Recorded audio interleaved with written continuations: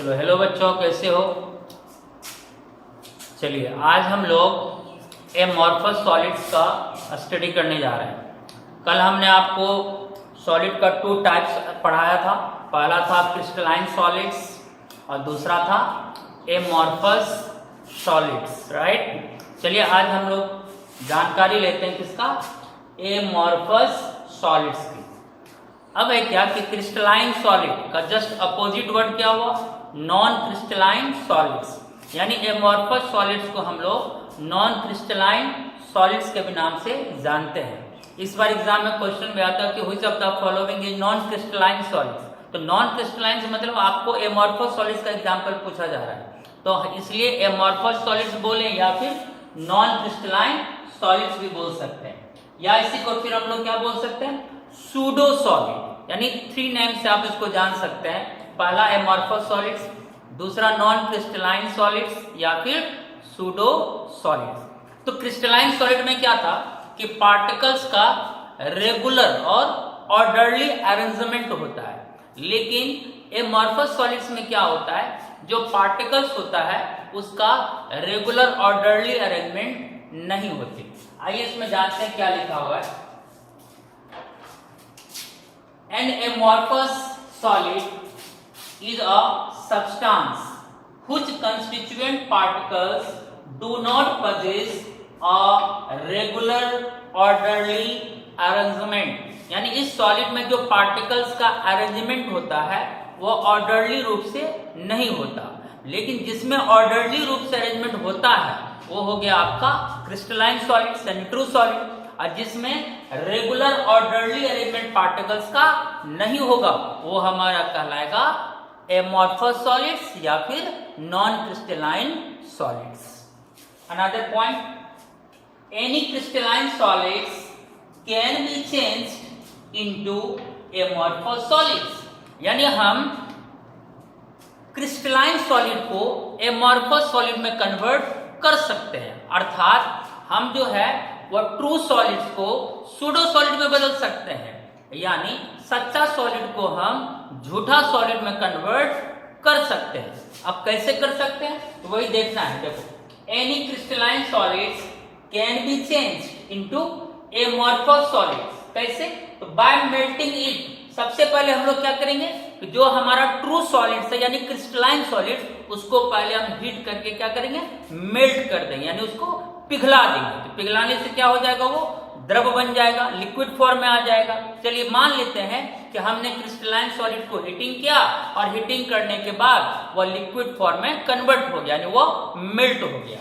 अब क्या करेंगे उसको, and then cooling the molten mass rapidly.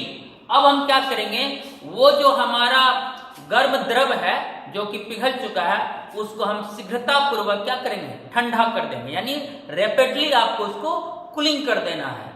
जैसे ही आप रैपिडली कूलिंग करेंगे तो आपका क्रिस्टलाइन सॉलिड कन्वर्ट हो जाएगा किसमें, एमॉर्फस सॉलिड में।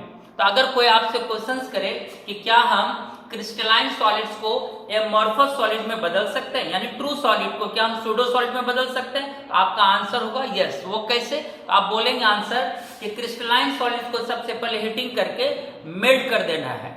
जब वह मेल्ट हो जाए तब उसको रैपिडली क्या करना है, ठंडा कर देना है, यानी कूलिंग कर देना है।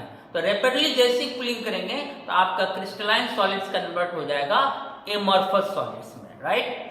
अनदर क्वेश्चन, अगर तुमसे कोई ये पूछे क्या हम एमॉर्फस सॉलिड को क्रिस्टलाइन सॉलिड में बदल सकते हैं, यहां भी आंसर होगा यस। यानी हम सूडो सॉलिड को भी ट्रू सॉलिड्स में बदल सकते हैं। कैसे, तो इसमें क्या करना है कि एमॉर्फस जो सॉलिड है यानी सूडो जो सॉलिड है उसको पुनः उसी तरह हीट करके क्या करना है, मेल्ट कर लेना है, जैसे इससे पहले किए थे। लेकिन यहां क्या करना है, रैपिडली कूलिंग ना करके यहां स्लोली कूलिंग करना है, यानी धीरे धीरे धीरे धीरे उस लिक्विड को ठंडा करना है। तो जब आप धीरे धीरे उस लिक्विड को ठंडा करेंगे तब जो आपका एमॉर्फस सॉलिड है वो कन्वर्ट हो जाएगा किसमें, क्रिस्टलाइन सॉलिड्स में।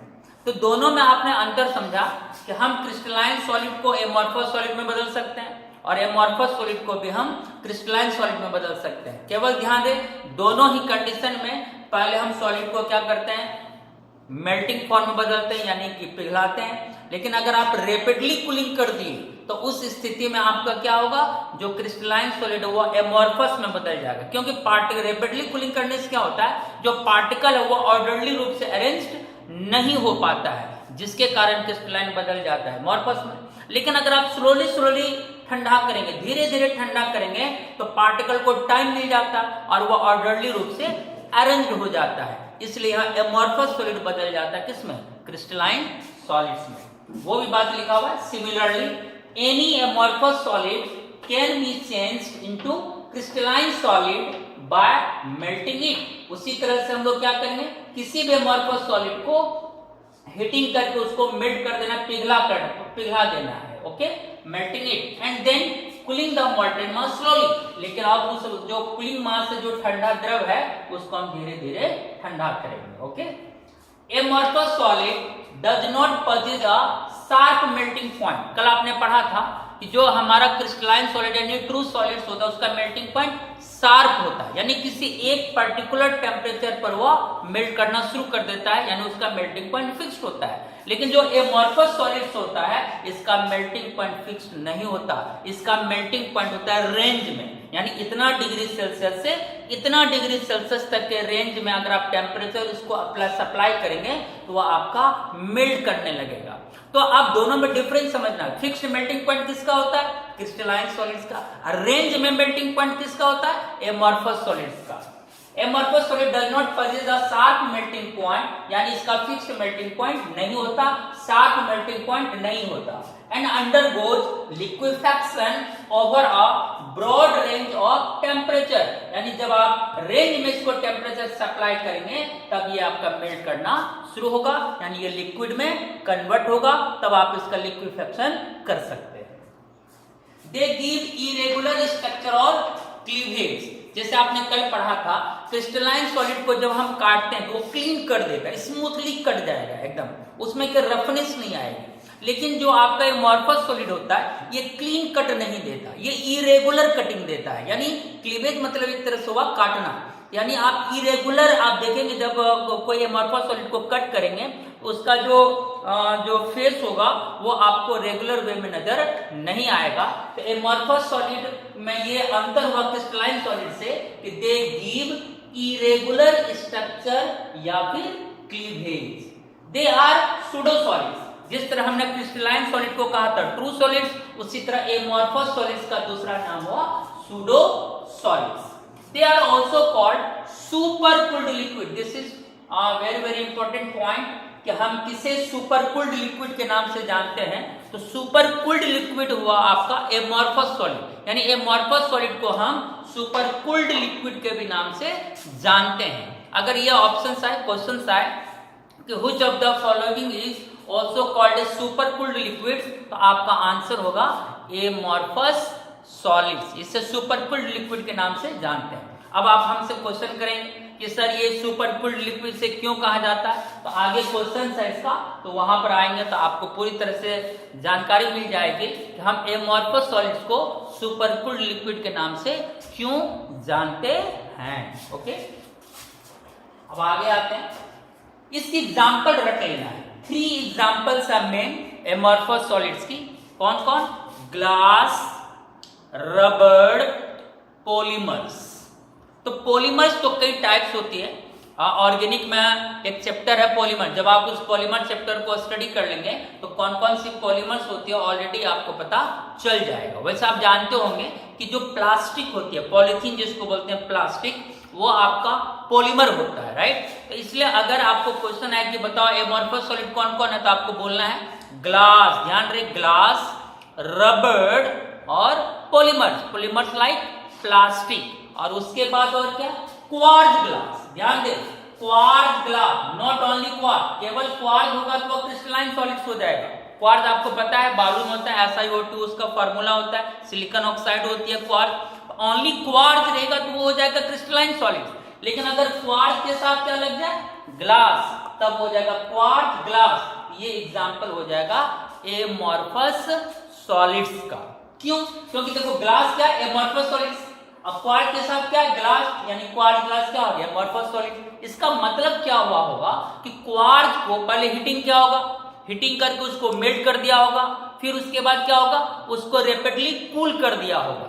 जैसे हम क्वार्ट्ज को रैपिडली कूल कर देंगे तो वहां क्रिस्टलाइन सॉलिड आपका कन्वर्ट हो जाएगा किसमें, एमॉर्फस सॉलिड्स में, इसलिए नाम हो गया क्वार्ट्ज ग्लास। तो quartz glass is an example of amorphous solid. तो बताओ बच्चों, एमॉर्फस सॉलिड्स का कौन कौन एग्जांपल हुआ, हाँ बोलो कौन कौन, ग्लास राइट, दूसरा रबड़, तीसरा पॉलीमर्स, पॉलीमर जैसे प्लास्टिक, और कौन हुआ, quartz glass. Not only quartz, quartz glass example हुआ आपका एमॉर्फस सॉलिड्स का। ध्यान दें, इस बार ये कई बार ये क्वेश्चन आया था, इसमें से कौन एमॉर्फस सॉलिड है, इस बार के 12th में ये क्वेश्चन आया था, ठीक है। तो आपको अच्छी तरह से ध्यान रखना है, ग्लास, रबड़, पॉलीमर्स मतलब प्लास्टिक, और क्वार्ट्ज ग्लास ये उदाहरण हुआ, एग्जांपल हुआ एमॉर्फस सॉलिड्स का। ओके, एनआइसोट्रोपिक, और दूसरा वर्ड क्या है, आइसोट्रोपिक। दोनों पर आप थोड़ा सा कंसंट्रेशन दो, वर्ड पे रटना नहीं है, वर्ड से आपको इसके डिफिनेशन का पता चल जाए। देखो आइसोट्रोपिक, आइसो मतलब क्या होता है, आपको कई बार पढ़ाया मैंने, आईएसओ, आइसो मीन्स सेम, यानी एक समान। तो अगर आइसो मतलब एक समान हुआ तो एनआइसो मतलब क्या होगा, और समान हो जाएगा। इसका मतलब हुआ कि एनआइसोट्रोपिक मतलब crystalline solids have physical properties different in different directions. This is called anisotropic. पहली बात कि एनआइसोट्रोपिक गुण किसमें होता है, किस सॉलिड में होता है, आंसर क्या हो जाएगा, क्रिस्टलाइन सॉलिड्स में। यानी एनआइसोट्रोपिक जो प्रॉपर्टी होती है वो ट्रू सॉलिड्स की होती है, अर्थात क्रिस्टलाइन सॉलिड्स की होती है। और इसमें क्या है, असमान, मतलब अलग अलग डायरेक्शंस में इसका भौतिक गुण जो है यानी फिजिकल प्रॉपर्टीज है वो क्या होती है, अलग अलग होती है। यानी डायरेक्शन चेंज होगा तो इसका फिजिकल प्रॉपर्टीज बदल जाएगा। यानी कि जो ट्रू सॉलिड्स होता है, क्रिस्टलाइन सॉलिड, उसका हर डायरेक्शन में फिजिकल प्रॉपर्टी सेम नहीं होता है, ध्यान रखना है। अलग अलग डायरेक्शंस में यानी डिफरेंट डायरेक्शंस में इसका फिजिकल प्रॉपर्टी यानी भौतिक गुण अलग अलग होता है, इसलिए इसका नेचर हो गया एनआइसोट्रोपिक। तो ध्यान रखना, एनआइसोट्रोपिक मतलब क्रिस्टलाइन सॉलिड। यहां से एक ऑब्जेक्टिव आपका बन जाएगा कि एनआइसोट्रोपिक नेचर किस सॉलिड्स में होता है, आंसर देख लो क्या है, क्रिस्टलाइन सॉलिड। और एनआइसोट्रोपिक मतलब डिफरेंट डायरेक्शन में इसका फिजिकल प्रॉपर्टीज क्या होगा, डिफरेंट होगा। और आइसोट्रोपिक, देखो आइसोट्रोपिक नेचर किसमें होती है, एमॉर्फस सॉलिड्स में। तो यहां से एक ऑब्जेक्टिव आपका बनेगा कि आइसोट्रोपिक नेचर इनमें से किस सॉलिड में होता है, आंसर हो जाएगा एमॉर्फस सॉलिड्स में।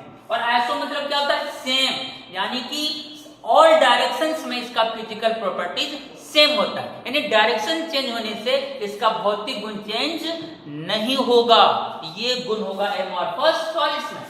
Amorphous solids have physical properties same in all directions. This is called isotropic. तो ये दो इंपॉर्टेंट शॉर्ट नोट्स हुआ आपका, anisotropic, isotropic. Anisotropic means different directions में फिजिकल प्रॉपर्टीज डिफरेंट होगा, और ये प्रॉपर्टीज किसकी है, क्रिस्टलाइन सॉलिड्स की। आइसोट्रोपिक मतलब ऑल डायरेक्शंस में फिजिकल प्रॉपर्टीज सेम होगा, यानी डायरेक्शन चेंज होगा बट फिजिकल प्रॉपर्टी चेंज नहीं होगा। और ये प्रॉपर्टीज किसकी है, एमॉर्फस सॉलिड्स की, राइट। अब आते हैं अनदर क्वेश्चन। कभी कभी ये डिफरेंसेस पूछा जाता है, difference between crystalline and amorphous solids. वैसे आप इससे पहले जानकारी ले चुके हैं क्रिस्टलाइन और एमॉर्फस की, तो आप खुद भी डिफरेंस लिख सकते थे। चलिए, लेकिन कोरोना का मौसम है तो इसलिए सोचे कि आपसे क्या मेहनत कराएं, तो हम ये इसको डिफरेंस लिख देते हैं। देखेंगे आप जो भी डिफरेंसेस लिखा हुआ है तो आपको लगेगा कि हाँ इसकी जानकारी हमें पहले मिल चुकी है। चलिए, आपको जब डिफरेंसेस आती है लिखने एग्जाम हॉल में तो आप क्या करते हैं, कॉपी में एक तरफ क्या लिखते हो, क्रिस्टलाइन सॉलिड्स, बीच में एक लाइन ड्राइंग करते हो, और तब यहाँ राइट साइड क्या लिखेंगे, एमॉर्फस सॉलिड्स। फर्स्ट पॉइंट देखिए, आपको पता है क्रिस्टलाइन सॉलिड्स में क्या होता है, रेगुलर ऑर्डरली अरेंजमेंट होता है, राइट। इसलिए आप लिख दीजिए, they have a regular orderly arrangement of particles. और इसमें क्या रेगुलर ऑर्डरली अरेंजमेंट होता है? नहीं। इसमें लिख दीजिए they do not have regular orderly arrangement of particles. इसमें क्या होता है? They have long range order, यानी इसमें पार्टिकल जो एक समान रूप से अरेंज होता है वह ज्यादा डिस्टेंस तक, मतलब लॉन्ग रेंज तक इसमें पार्टिकल ऑर्डरली अरेंज होता है, इसलिए मैंने लिखा they have long range order. यहाँ क्या लिखा है अमॉर्फस में? They have short range order, यानी इसमें जो पार्टिकल है लॉन्ग डिस्टेंस तक जो है वो ऑर्डरली फॉर्म में अरेंज्ड नहीं होता, इसलिए इसे कहते हैं short range order. They have sharp melting point, आप ऑलरेडी जानते हैं कि क्रिस्टलाइन सॉलिड्स का जो नेचर होता है कैसा होता है? शार्प मेल्टिंग पॉइंट होता है। शार्प मेल्टिंग पॉइंट मतलब फिर से मैंने आपको यहाँ लिख दिया, अर्थात that is they melt at a particular temperature, यानी यह किसी फिक्स टेम्परेचर पर ही मेल्ट करेगा, एक खास टेम्परेचर पर ही ये मेल्ट करता है। इसका जो मेल्टिंग पॉइंट होता है वो रेंज में नहीं होता। यहाँ क्या लिखना है?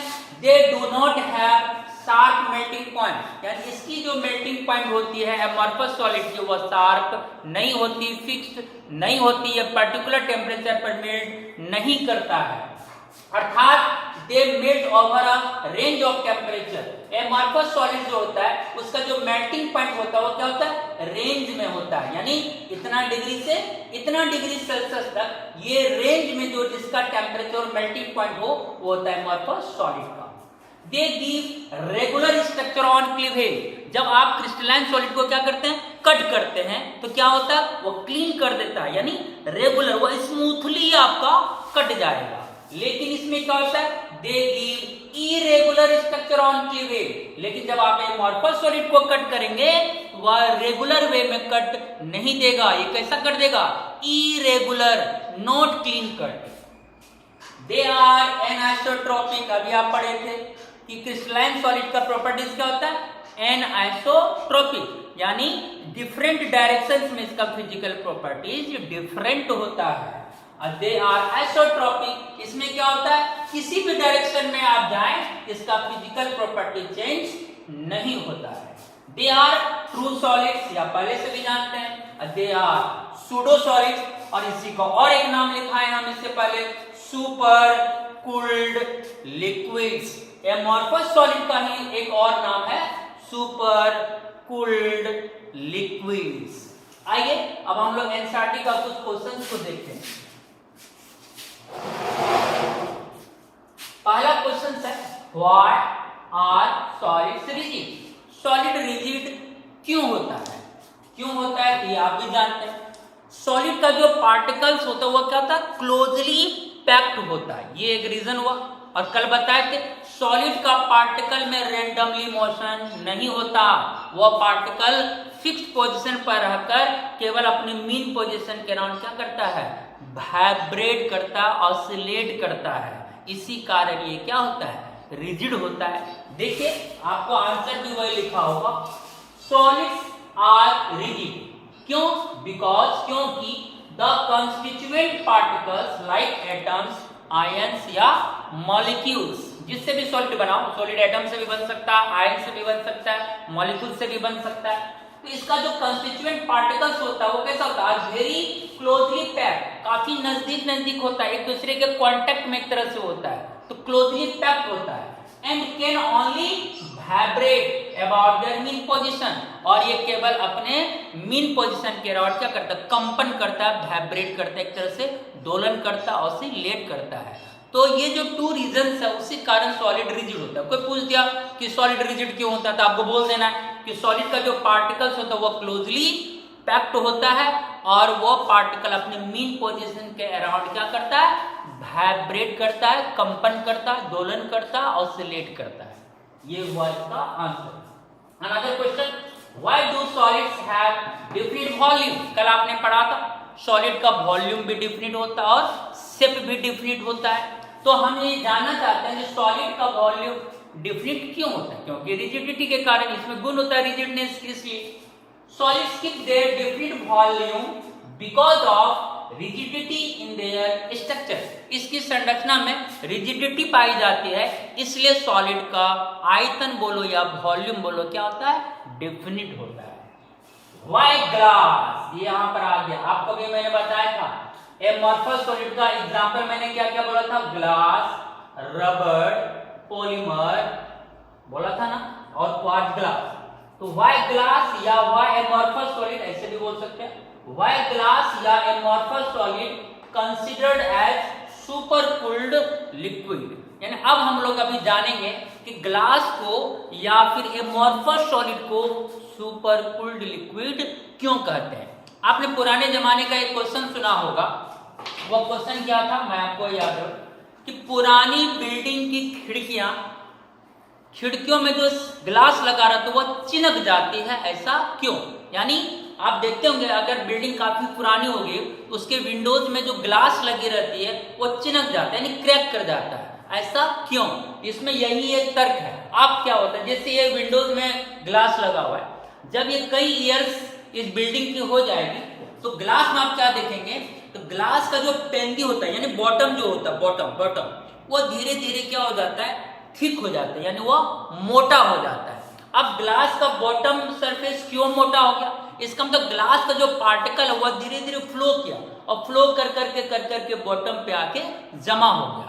अब जब वो ग्लास का बॉटम सरफेस थोड़ा मोटा हो जाएगा तो जिस खांच में वो ग्लास बैठा रहता है उसमें वो एडजस्ट नहीं हो पाता है, जिसके कारण ग्लास क्या होता है, चिनक जाता है।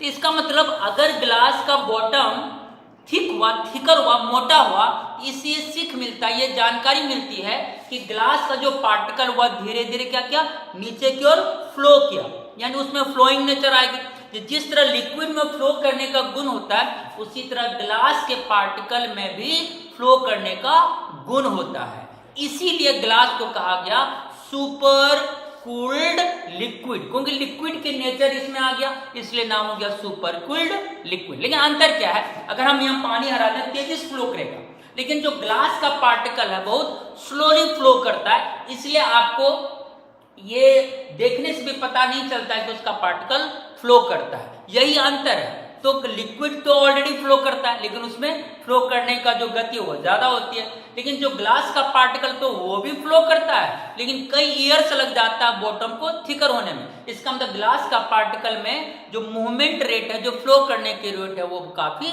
स्लोली होती है। तो चूंकि लिक्विड से गुण मिलता है ग्लास का, इसलिए हम ग्लास यानी एमॉर्फस सॉलिड को क्या कहते हैं, सुपर कूल्ड लिक्विड। मुझे उम्मीद है कि आप अच्छी तरह से समझ रहे होंगे। देखिए, why glass या amorphous solid considered as supercooled liquid? Answer क्या है, because it shows some of the characteristics of liquid। तो इसमें ग्लास में यानी amorphous solid में द्रव का कुछ कैरेक्टरिस्टिक्स होता है, इसलिए हम इसको ऐसा करते हैं। For example, it is slightly thicker at the bottom. Glass का जो बॉटम एरिया होता है वह क्या हो जाता है, थोड़ा सा मोटा हो जाता है, थिकर हो जाता है। दिस कैन बी पॉसिबल, ये तभी संभव होगा only if it have phloem like liquid. जब ये द्रव के भांति ही ग्लास के लिक्विड भी फ्लो करेगा तभी इसका बॉटम क्या हो सकता है, थिकर हो सकता है। इसलिए इसमें लिक्विड की तरह गुण आ गया, इसलिए हम इसको बोलते हैं super cooled liquid. Phloem like liquid through very slowly, लेकिन इसका जो पार्टिकल है वो बहुत धीरे धीरे फ्लो करता है। क्या आज की वीडियो पूरी समझ में आई? मुझे उम्मीद है कि पूरी तरह समझ में आएगी। चलिए अब हम लोग रिपीटेड फायर करूंगा और आपको क्विकली इसका क्या करना है, आंसर देना है, राइट। कल की क्लास का भी क्वेश्चन कर सकते हैं और आज की भी क्लास का क्वेश्चन कर। बोलो बच्चों, चलिए सभी अपने अपने माइंड को कंसंट्रेट रखेंगे। सॉलिड कितने टाइप्स की पढ़ा है मैंने? 2 टाइप्स, राइट आंसर। कौन कौन? पहला क्रिस्टलाइन सॉलिड्स और दूसरा एमॉर्फस सॉलिड। अच्छा बच्चों, क्रिस्टलाइन सॉलिड का दूसरा नाम क्या है? True solid, right answer. Amorphous solid का दूसरा नाम बताओ? सूडो सॉलिड्स और सुपर कूल्ड लिक्विड। अच्छा बताओ बच्चों, इन दो सॉलिड्स में किसमें पार्टिकल्स का रेगुलर ऑर्डरली अरेंजमेंट होता है? बोलो बोलो, क्या आंसर होगा? Crystalline solids, right answer. और किसमें पार्टिकल का रेगुलर ऑर्डरली अरेंजमेंट नहीं होता है? तो एमॉर्फस सॉलिड्स का। दोनों आंसर आपका करेक्ट है, बिल्कुल सही जवाब। अच्छा बताओ, क्या हम क्रिस्टलाइन सॉलिड्स को एमॉर्फस सॉलिड में कन्वर्ट कर सकते हैं? क्या हम ट्रू सॉलिड को सूडो सॉलिड में कन्वर्ट कर सकते हैं? Yes, right answer. कैसे? यस, पहले हम क्या करेंगे, क्रिस्टलाइन सॉलिड को हीटिंग करके मेल्ट कर देंगे, यानी उसको हम क्या करेंगे, पिघला देंगे। ठीक, पिघला दिए। अब वो पिघली हुई द्रव को क्या करना है, बोलो, स्लोली ठंडा करना है या रैपिडली? तो हमें रैपिडली ठंडा करना है, ताकि उसको सही से अरेंज होने का मौका नहीं मिले। इसलिए जब हम क्रिस्टलाइन सॉलिड को मेल्ट करके क्या करेंगे, रैपिडली कूल कर देंगे, मतलब तेजी से ठंडा कर देंगे, तो अपने आप क्रिस्टलाइन सॉलिड बदल जाएगा किसमें, एमॉर्फस में। अच्छा, क्या हम एमॉर्फस को क्रिस्टलाइन में बदल सकते हैं? यस, ये भी पॉसिबल है। कैसे? फिर वही काम करेंगे कि एमॉर्फस को फिर क्या करेंगे, हीटिंग करके मेल्ट कर देंगे, वो आपका क्या हो गया, पिघल गया। अब उस पिघली हुई द्रव को क्या करना है, रैपिडली कूलिंग ना करके स्लोली कूलिंग करेंगे, ताकि जब आप धीरे धीरे कूलिंग करेंगे तो पार्टिकल ऑर्डरली रूप से अरेंज हो जाएगा, तो एमॉर्फस सॉलिड बदल जाएगा किसमें, क्रिस्टलाइन सॉलिड्स में। वेरी गुड, बहुत अच्छा आंसर आप लोगों ने दिया। अनदर क्वेश्चन, क्रिस्टलाइन सॉलिड का मेल्टिंग पॉइंट क्या होता है, शार्प, मतलब बोलो फिक्स्ड में होता है या रेंज में होता है, फिक्स्ड मेल्टिंग पॉइंट होता है, बिल्कुल करेक्ट जवाब। और एमॉर्फस सॉलिड का मेल्टिंग पॉइंट क्या शार्प होता है, नहीं, बिल्कुल सही जवाब। तो इसका मेल्टिंग पॉइंट क्या होता है, रेंज में होता है, रेंज ऑफ टेम्परेचर देंगे तब ये आपका मेल्ट करता है। Very good. अच्छा, इन दोनों सॉलिड्स में बताओ कौन क्लीन कर देता है, यानी कौन रेगुलर कर देता है? आंसर क्या होगा, क्रिस्टलाइन सॉलिड स्मूथली कटिंग होता है। और कौन इरेगुलर कटिंग देता है? आंसर हो जाएगा एमॉर्फस सॉलिड्स। Very good. अब अनदर क्वेश्चन बताओ, ग्लास किसका एग्जांपल है, जल्दी बोलो, ग्लास किसका एग्जांपल है, एमॉर्फस का, बिल्कुल करेक्ट। रबड़ एमॉर्फस का, पॉलीमर कोई भी हो एमॉर्फस का, जैसे प्लास्टिक किसका, एमॉर्फस का। लेकिन अगर हम पूछे, बोलो क्वार्ट्ज किसका एग्जांपल है, तो क्वार्ट्ज हो जाएगा क्रिस्टलाइन। ठीक, लेकिन अगर क्वार्ट्ज ग्लास पूछे, क्वार्ट्ज ग्लास किसका एग्जांपल, क्योंकि इसमें ग्लास लग गया, आंसर हो जाएगा एमॉर्फस सॉलिड्स का। अब बाकी जो भी एग्जांपल है, कोई भी पीरियोडिक टेबल में जो भी एलिमेंट्स है, आयरन, कॉपर वगैरह, डायमंड, ग्रेफाइट वगैरह, NaCl, KCl, LaSal, जितना ग्लूकोज, सुक्रोज, ये सब का सब हो गया आपका क्रिस्टलाइन सॉलिड्स। अच्छा बताओ, एनआइसोट्रोपिक और आइसोट्रोपिक, ये टू वर्ड्स है। अच्छा, आइसो मतलब क्या होता है, सेम, और एनआइसो मतलब डिफरेंट। तो एनआइसोट्रोपिक प्रॉपर्टी किसमें होती है, क्रिस्टलाइन सॉलिड्स में। एनआइसोट्रोपिक मतलब यानी कि डिफरेंट डायरेक्शंस में फिजिकल प्रॉपर्टी यानी भौतिक गुण क्या होगा, डिफरेंट होगा। डायरेक्शन चेंज तो फिजिकल प्रॉपर्टी चेंज, ये होता है एनआइसोट्रोपिक। और ये गुण होता है किसमें, ट्रू सॉलिड यानी क्रिस्टलाइन सॉलिड्स में। और आइसोट्रोपिक क्या होता है, आइसो मतलब क्या होता है, सेम, यानी ऑल डायरेक्शंस में फिजिकल प्रॉपर्टीज एक समान होगा। डायरेक्शन चेंज होने से फिजिकल प्रॉपर्टी चेंज नहीं होगा। और ये प्रॉपर्टीज किसका है, एमॉर्फस सॉलिड्स का। दोनों में अगर हम तो फटाफट आपको डिफरेंस बोलना है, बताओ। रेगुलर ऑर्डरली एलिमेंट किसमें होता है, क्रिस्टलाइन सॉलिड्स में। इरेगुलर ऑर्डरली एलिमेंट किसमें होता है, एमॉर्फस में। किसमें लॉन्ग रेंज ऑर्डर होता है, क्रिस्टलाइन में। किसमें शॉर्ट रेंज ऑर्डर होता है, एमॉर्फस में। किसका मेल्टिंग पॉइंट शार्प होता है, क्रिस्टलाइन में। किसका मेल्टिंग पॉइंट शार्प नहीं होता है, एमॉर्फस में। बिल्कुल करेक्ट जवाब। किसमें एनाइसोट्रोपिक गुण होता है, क्रिस्टलाइन में। किसमें आइसोट्रोपिक गुण होता है, एमॉर्फस में। कौन ट्रू सॉलिड्स होता है, क्रिस्टलाइन। किसे हम सूडो सॉलिड या सुपर कूल्ड लिक्विड कहते हैं, एमॉर्फस सॉलिड्स। बोलो, यहां तक आपको समझ में आई? इस तरह से मुझे उम्मीद है कि अगर आप इस वीडियो को कंसंट्रेशन से सुनने का प्रयास करेंगे तो आपको सभी जो लाइनें मैंने लिखी है बोर्ड पर वो आपको 100% समझ में आ जाएगी। ओके बच्चों, आज हमने यहाँ तक पढ़ाया। कल की जो वीडियो आएगी, और फिर से मैं एक बात बोल दूं, जो वीडियो आज बनी या जब भी बने, कोई भी वीडियो बनती है उसका पहले आपको इस बोर्ड का नोट आपको अवेलेबल कराया जाएगा। पहले आप कॉपी में बिना टाइम गंवाए क्या करेंगे, नोट कर लेंगे उसको, ठीक है। नोट कर लिए, कॉपी को आगे में रख लिया, और तब हम जो लाइन बाय लाइन इसको समझाते हैं तो आपको समझने में अच्छी भी लगेगी और परेशानी भी नहीं होगी, ठीक है। इसलिए नोट के साथ पहले नोट, फिर आपको वीडियो हम अवेलेबल कराते हैं, ताकि ना तो आपको उतारने में दिक्कत हो और ना तो आपको समझने में दिक्कत हो। तो आपको तो ऐसा ही फील होना चाहिए कि चलो हम क्लास में हैं। अंतर यह है कि आप वहाँ अकेले पढ़ते हैं, यहाँ आप रस में पढ़ते हैं। ओके, अब कल क्या होगी, कल की जो वीडियो होगी ना उसमें हम आपको क्रिस्टलाइन सॉलिड्स का टाइप्स पढ़ाएंगे, यानी एमॉर्फस सॉलिड की कहानी खत्म। झूठा सॉलिड खत्म।